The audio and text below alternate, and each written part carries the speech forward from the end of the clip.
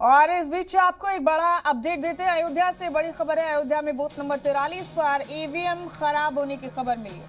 ये बड़ा अपडेट आपको दे रहे हैं। एमएल इंटर कॉलेज में ईवीएम खराब होने की खबर मिली है। लोग बगैर वोट डाले ही वापस लौट रहे हैं। हमारे नुमाइंदे शुएब ने ऐसे कुछ लोगों से बात भी की जो ईवीएम की खराबी के चलते वापस लौट रहे हैं मायूसी में।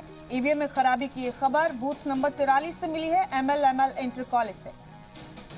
हमारे नुमाइंदे शुएब रजा यहाँ मुसलसल बने हुए हैं। शुएब, बूथ नंबर 43 से आपने अपडेट दिया है ईवीएम मशीन खराब है, तो लोग मायूसी में वापस लौट रहे हैं या इंतजार करने के लिए तैयार हैं शुएब कि थोड़ी देर में मशीन ठीक हो जाएगी तो अपने हक रायदही का इस्तेमाल करेंगे?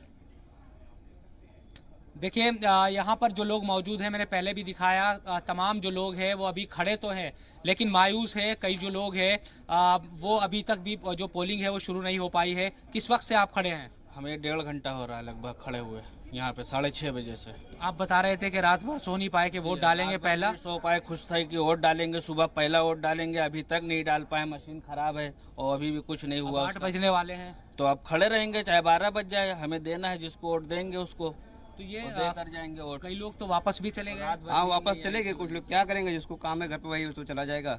वो कितना इंतजार करेगा वोट का यहाँ पे। तो आप भी सुबह से ही खड़े हैं? हम भी 6:30 बजे से खड़े हुए हैं। तो देखिए लाइन कितनी लंबी है और मैं पहले भी दिखा रहा था कि यहाँ पर जो लाइन है वो लंबी होती जा रही है। कुछ लोग वापस भी चले गए हैं लेकिन अभी तक भी जो बूथ है वो शुरू नहीं हो पाया है। और